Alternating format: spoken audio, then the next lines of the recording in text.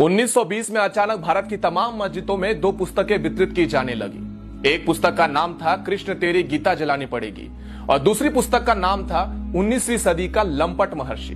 ये दोनों पुस्तकें अनाम थी, इसमें किसी लेखक या प्रकाशक का नाम तक नहीं था और इन दोनों पुस्तकों में भगवान श्री कृष्ण, हिंदू धर्म इत्यादि पर बेहद अश्लील, बेहद घिनौनी बातें लिखी गई थी।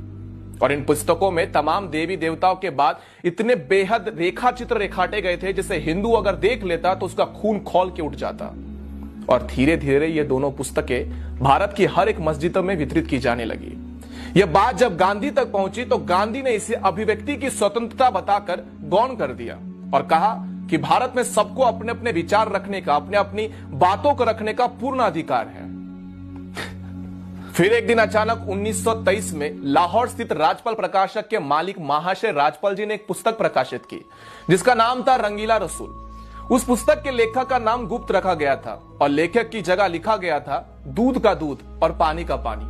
हालांकि उस पुस्तक में असली लेखक पंडित चंपूपति थे जो इस्लाम के जाने माने विद्वान थे और सबसे अच्छी बात यह थी कि उस पुस्तक में कोई भी झूठ नहीं था बल्कि तमाम सबूतों के साथ बाकायदा आयत नंबर, हदीस नंबर इत्यादि देकर कई बातें लिखी गई थी। 1.5 वर्षों तक रंगीला रसूल बिकता रहा पूरे भारत में, कहीं कोई बवाल नहीं हुआ। लेकिन एक दिन अचानक 24 मई 1924 को गांधी ने अपने समाचार पत्र यंग इंडिया में एक लंबा चौड़ा लेख लिखकर रंगीला रसूल पुस्तक की खूब निंदा करी और अंत में 3 पंक्तियां ऐसी लिखी: मुसलमानों को स्वयं ऐसी पुस्तक लिखने वालों को सजा देनी चाहिए।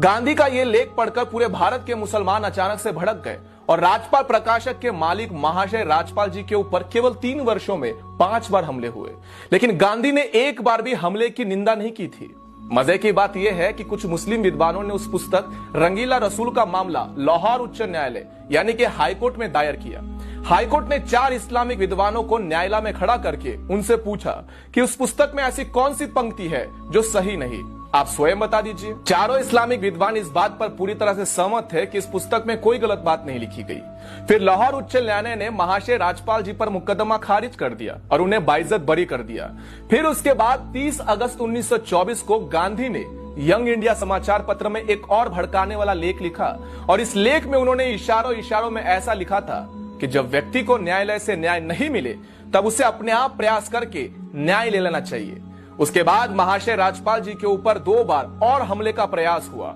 और अंत में 6 अप्रैल 1929 का हमला जानलेवा साबित हुआ जिसमें मोहम्मद इल्म दीन नामक एक युवक ने गदा से महाशय राजपाल जी के ऊपर कई बार वार किए जिनसे उनकी मौत हो गई थी। जिस दिन उनकी हत्या हुई उसके 4 दिन बाद गांधी लाहौर में थे, लेकिन गांधी महाशय राजपाल जी के घर पर शोक प्रकट करने नहीं गए और ना ही अपने किसी संपादकीय में महाशय राजपाल जी की हत्या की निंदा की। उसके बाद अंग्रेजों ने मुकदमा चलाकर मात्र 6 महीनों में महाशय राजपाल जी के हत्यारे इल्म दिल को फांसी सुना दी और वो भी इसलिए कि देश में हिंदू समाज जो था वो पूरी तरह से उबल रहा था और अंग्रेजों को लगा यदि उन्होंने जल्दी से फांसी नहीं दी तब अंग्रेजी शासन भी बर्खास्त हो जाएगा, खतरे में आ जाएगा। उसके बाद 4 जून 1929 को गांधी ने अंग्रेज वायसरॉय को चिट्ठी लिखकर महाशय राजपाल जी के हत्यारे की फांसी की सजा को माफ करने की अनुरोध किया था और इसके अगले ही दिन अपने समाचार पत्र यंग इंडिया में एक लेख लिखते हुए जिसमें गांधी ने यह साबित करने का प्रयत्न किया था कि हत्यारा तो निर्दोष है,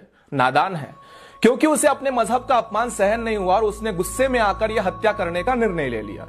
दूसरी तरफ तब तक के जाने माने बैरिस्टर मोहम्मद अली जिन्ना ने भी लाहौर हाईकोर्ट के अंदर बाकायदा एक बैरिस्टर की हैसियत से इस मुकदमे में पैरवी करते हुए कहा था कि अपराधी मात्र 19 वर्ष का लड़का है, लेकिन इसने जो अपराध किया है वो बहुत ही बड़ा जघन्य अपराध है। इसके अपराध को कम नहीं समझा जा सकता, लेकिन इसकी आयु को देखते हुए इसकी फांसी को सजा को उम्र कैद में बदल देना चाहिए या फिर इसे काले पानी में जेल में भेज देना चाहिए।